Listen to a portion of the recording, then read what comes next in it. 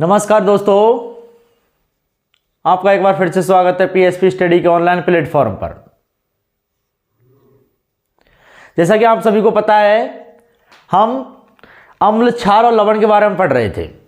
हमने अब तक अम्ल के बारे में पढ़ा, क्षार के बारे में पढ़ा और कुछ लवणों के बारे में भी देखा था।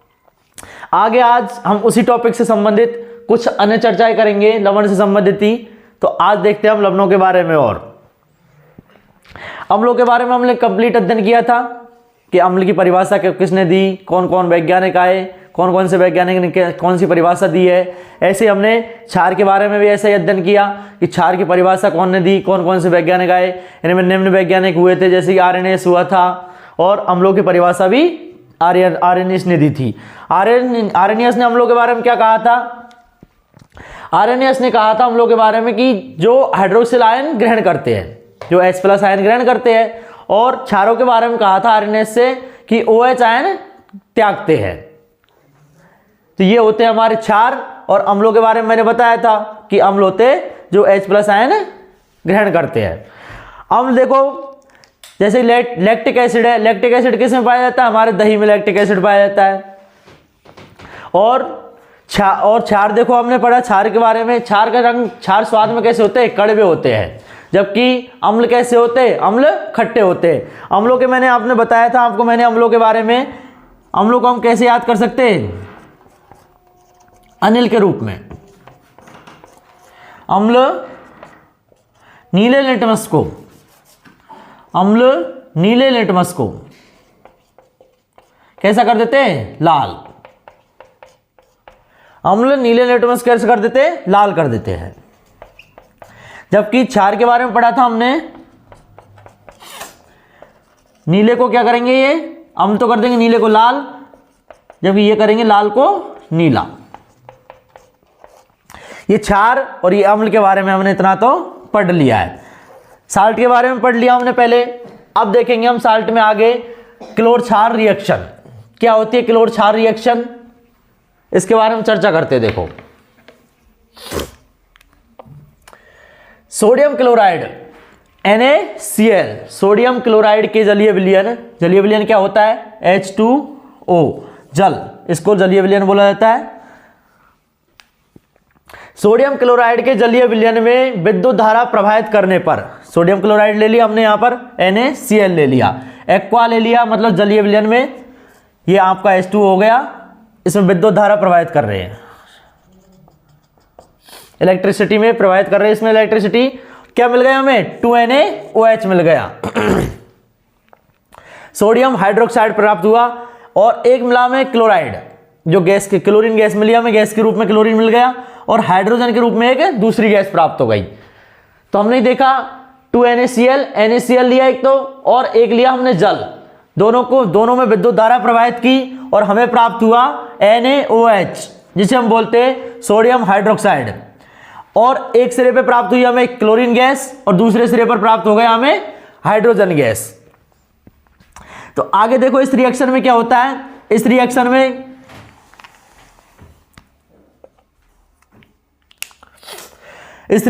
क्लोरीन में सोडियम हाइड्रोक्साइड प्राप्त होते हैं, जो हमने अभी जस्ट बताया कि सोडियम हाइड्रोक्साइड और क्लोरीन प्राप्त होते हैं। इसको क्लोर क्षार प्रक्रिया कहते हैं। इसको क्या बोला जाता है? क्लोर क्षार प्रक्रिया बोला जाता है। क्लोर क्षार प्रक्रिया बोला जाता है।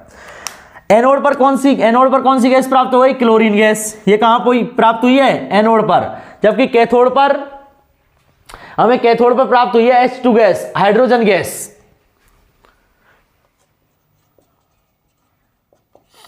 हाइड्रोजन गैस प्राप्त हो गई।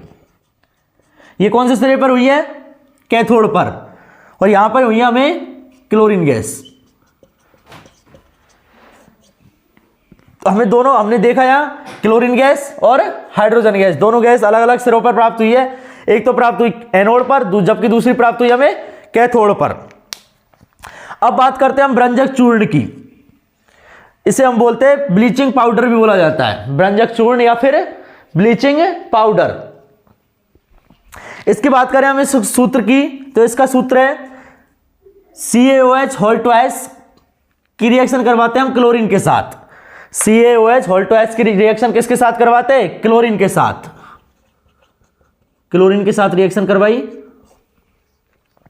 CaOH H ये क्या होता है? बुझा हुआ चूना होता है। कैसा चूना होता है? बुझा हुआ चूना। जबकि एक और होता है CaO इसको बोलते हैं बिना बुझा हुआ चूना। ये तो होता है बुझा हुआ चूना, और CaO होता है बिना बुझा हुआ चूना। दोनों में अंतर समझ में आ गया? ये होता है CaOH H, जबकि ये होता है CaO। रिएक्शन CaOH H की रिएक्शन करवाई हमने क्लोरीन के साथ, हमें प्राप्त हुआ CaCO Cl2, जिसको हम बोलते हैं ब्रंजक चूर्ण, और हमें साथ में प्राप्त हुआ जल H2O प्राप्त हुआ। एक तो प्राप्त हुआ ब्रंजक चूर्ण, और ब्रंजक चूर्ण को हम बोलते हैं ब्लीचिंग पाउडर। हमने रिएक्शन करवाई CaOH H की क्लोरीन के साथ, प्राप्त हुआ हमें ब्रंजक चूर्ण। अब बात करते हैं हम बेकिंग सोडा की। हम बेकिंग सोडा कैसे प्राप्त कर सकते हैं? इसकी रिएक्शन देखो। सोडियम क्लोराइड की, सोडियम क्लोराइड जिसे हम खाने का सोडा भी बोलते हैं, सोडियम क्लोराइड, इसकी रिएक्शन करवाई हमने जल H2O के साथ, कार्बन डाइऑक्साइड के साथ और अमोनिया NH3 के साथ। हमें प्राप्त हुआ NH4Cl और NaHCO3, जिसे हम बोलते हैं बेकिंग सोडा, जिसे हम क्या बोलेंगे? बेकिंग सोडा बोलते हैं। तो रिएक्शन किस किस की हुई? NaCl की, H2O plus CO2 plus NH3, इसकी रिएक्शन हो गई, प्राप्त हुआ NH4Cl, जिसे हम बोलते हैं नौसादर। एक तो हमें नौसादर प्राप्त हुआ NaCO3, सोडियम बाई कार्बोनेट, इसको हम क्या बोलेंगे? Sodium by carbonate. इसको हम दूसरा नाम है इसका sodium by carbonate, sodium by carbonate. ये सारी चीजें हमने पहले ऑलरेडी क्षार और लवण में पढ़ रखी है। Sodium by carbonate, baking soda प्राप्त हुआ, इसको हम बोलते हैं सोडियम बाई कार्बोनेट। एक प्राप्त हुआ नौसादर, जिसको बोलते हैं NH4Cl। अब तक हमने बात की क्लोर क्षार रिएक्शन की और व्यंजक चूर्ण की, जिसे हम बोलते हैं ब्लीचिंग पाउडर। अगला बेकिंग सोडा प्राप्त करने की रिएक्शन। बेकिंग सोडा में क्या किया? NaCl सोडियम क्लोराइड की रिएक्शन H2O के जल के साथ, फिर कार्बन डाइऑक्साइड के साथ और अमोनिया के साथ करवाई। हमें प्राप्त क्या हुआ? NH4Cl plus NaCO3, sodium by carbonate प्राप्त हुआ, और एक वो प्राप्त हुआ वे नौसादर। दोनों अलग अलग मात्रा में प्राप्त हुए। अगली बात करते हैं हम धोने का सोडा, जिसको हम बोलते हैं धावन सोडा भी बोला जाता है, धावन सोडा भी बोला जाता है। Na2CO3 की रिएक्शन करवाई हमने जल के साथ, H2O के साथ। Na2CO3 की रिएक्शन किसके साथ करवा दी है? जल के साथ। हमें प्राप्त हुआ Na2CO3.10H2O, जिसे हम बोलते हैं धोने का सोडा बोलते हैं। अब बात करते हैं हम POP की, प्लास्टर ऑफ पेरिस की। POP plaster of Paris, plaster of Paris, इसकी सूत्र की बात करें हम CaSO4.12H2O, CaSO4.12H2O। Plaster of Paris को हम खुले में नहीं छोड़ सकते, क्योंकि ये वायु के साथ, ये एयर के साथ रिएक्शन करके कठोर लवण बना लेता है, कठोर टाइट हो जाता है, इसलिए हम इसको खुले में नहीं छोड़ सकते। तो प्लास्टर ऑफ पेरिस का सूत्र क्या होता है? CaSO4.12H2O। ये हमारा प्लास्टर ऑफ पेरिस है। अब बात करते हैं हम अगली,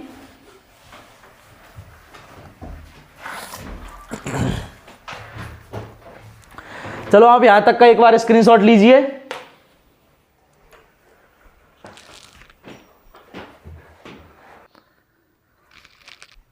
यही रात अंतिम, यही रात भारी। हाँ तो दोस्तों, आपने स्क्रीनशॉट ले लिया होगा, तो आगे अगले नेक्स्ट स्लाइड की बात करते हैं हम। अब बात करते हैं हम पीएच स्केल की। किसकी बात करते हैं? पीएच स्केल की बात करते हैं। तो पीएच स्केल क्या होती है? पीएच स्केल की खोज के बारे में बात करें हम, पीएच स्केल की खोज सोरेनसन के द्वारा की गई थी। किसके द्वारा की गई थी पीएच स्केल की खोज? सोरेनसन के द्वारा। पीएच स्केल में होता क्या है? पीएच स्केल में अम्ल और क्षार के बारे में बताया जाता है। किसके बारे में? अम्ल और क्षार के बारे में। इसकी अम्लीयता किस अम्ल की कितनी अम्लीयता है, किस क्षार की कितनी क्षारीयता है, कौन कितना तेज अम्ल है, कौन कितना क्षार है, इसके बारे में हम पीएच में बात करते हैं। तो अब बात करें पीएच स्केल की। इसकी खोज की थी सोरेनसन के द्वारा। खोज कब की गई? कौन खोज किसने की थी? सोरेनसन ने। किसके द्वारा खोज की गई थी? सोरेनसन के द्वारा।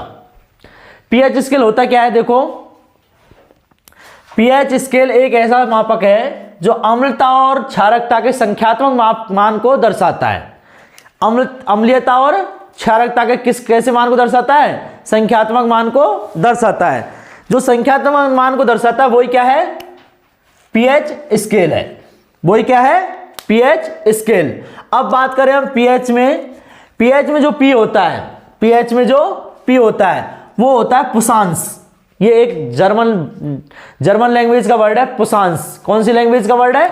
जर्मन लैंग्वेज का। जिसका अर्थ क्या है? जिसका अर्थ होता है शक्ति, ताकत। जैसे कि हम अम्लीता की बात करेंगे तो अम्ल देखो नीचे की साइड आते तो अम्ल की मात्रा बढ़ती जाती है, जबकि ऊपर साइड बढ़ते तो क्षारकता की मात्रा बढ़ती जाती है। तो इसका मतलब होता है यहां शक्ति।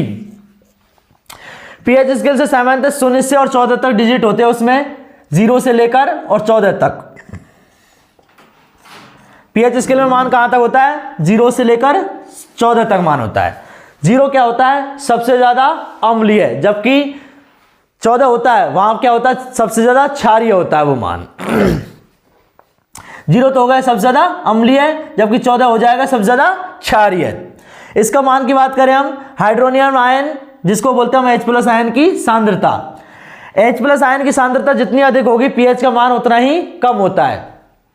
H+ आयन की मात्रा बढ़ेगी तो पीएच का मान कम होता जाएगा, और पीएच की मात्रा बढ़ेगी तो H+ आयन की सांद्रता भी कम होती जाएगी। अब देखो आप पीएच को हम लिखते हैं, इसके मान को ऐसे दर्शाते हैं -log10। इसको बोलते हैं हम लॉगरिथम। -log10 के द्वारा दर्शाया जाता है। अम्ल की सामर्थ्यता की बात करें हम, अम्ल की सामर्थ्यता का सूत्र होता है अम्ल की सामर्थ्यता व्युत्क्रमानुपाती पीएच, और क्षारक का सूत्र होता है अम्ल की सामर्थ्यता समानुपाती पीएच। मतलब जब अम्ल की सामर्थ्यता बढ़ेगी तो पीएच का मान घटेगा।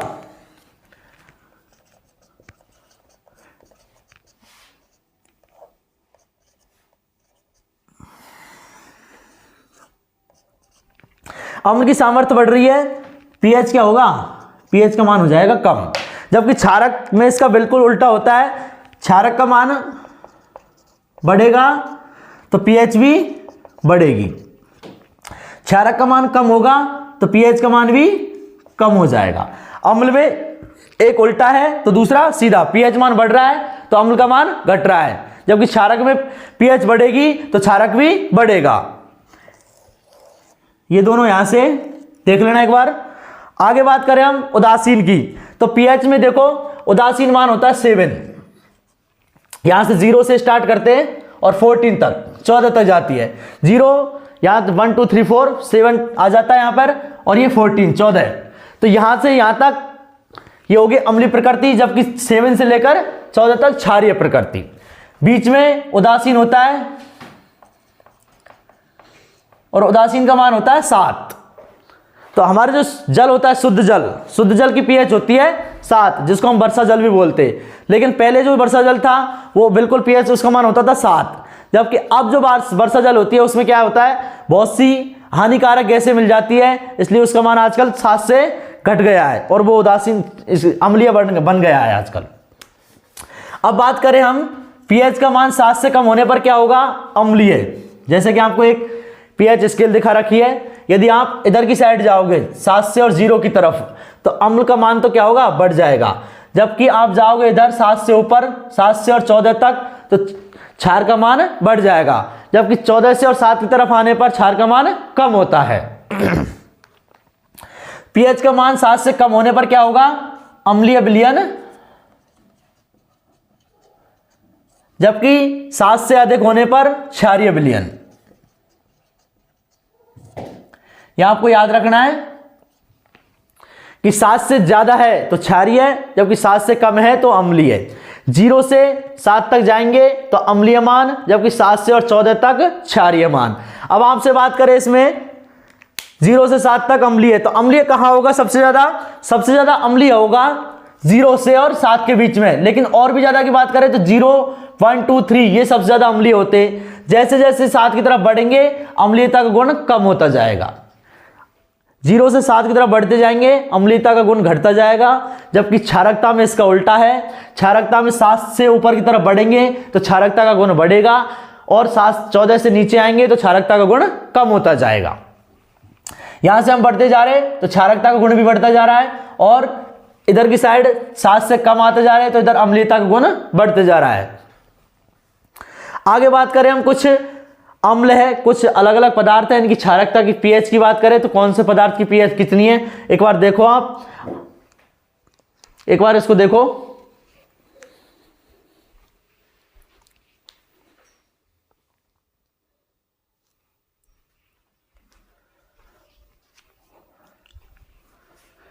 रक्त की पीएच के मान देखते हैं हम तो 7.3 से लेकर 7.5 तक होता है। हमने अभी जस्ट बात की 7.7 से जस्ट ऊपर क्या होती है? क्षारीय होता है। तो कैसा होगा ये? हल्का क्षारीय।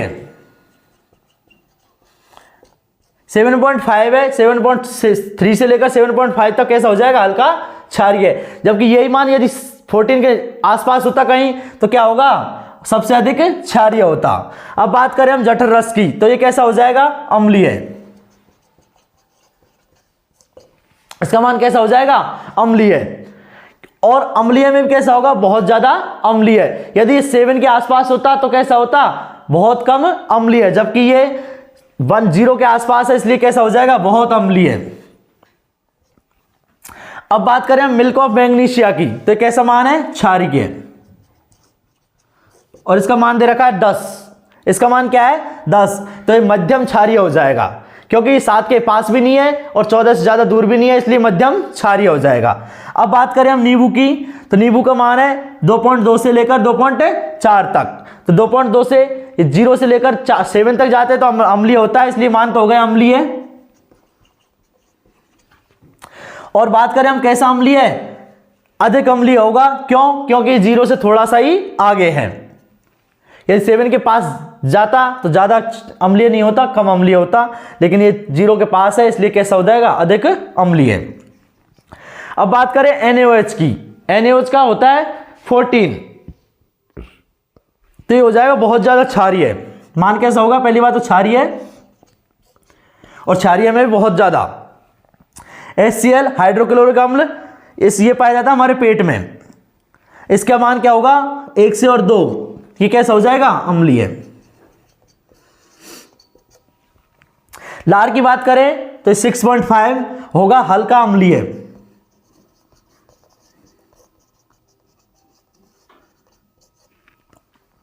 और मूत्र का पीएच होता है 6, ये भी हल्का अम्लीय।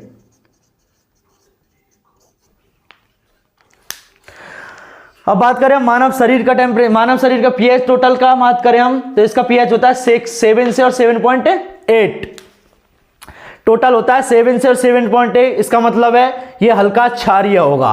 अम्लीय तो है नहीं, क्योंकि अम्लीय होता तो 7 से नीचे होता, लेकिन ये 7 से ऊपर है, इसलिए इसका मान कैसा हो जाएगा? हल्का अम्लीय हो जाएगा, हल्का क्षारीय हो जाएगा। अब बात करें हम कुछ सूत्रों की। जिप्सम का मैंने थोड़ी देर पहले बताया था आपको, और पहले लवण पढ़ लिए इसलिए हमने उन्होंने भी देख रखा है जिप्सम का सूत्र। तो बात करें हम जिप्सम के सूत्र की। देखो जिप्सम का सूत्र होता है CaSO4.2H2O। प्रोड्यूसर गैस ये होता है CO+N2। और अगला है एक और है वाटर गैस CO+H2। ये हमारी दोनों गैस है, प्रोड्यूसर गैस और वाटर गैस। इनके बहुत सी एग्जाम में क्वेश्चन में पूछे गए प्रोड्यूसर गैस का कौन सा सूत्र होता है, जबकि वाटर गैस का क्या सूत्र होता है। तो हमने आपको बता दिया, प्रोड्यूसर गैस ये रही और वाटर गैस ये रही। तो हमारा लवण टॉपिक कंप्लीट होता है। हमने अब तक लवण, क्षार और अम्ल तीनों टॉपिकों के बारे में विस्तार से चर्चा की है।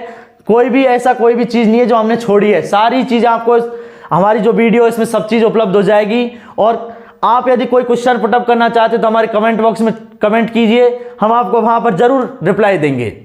तो जय हिंद, जय भारत।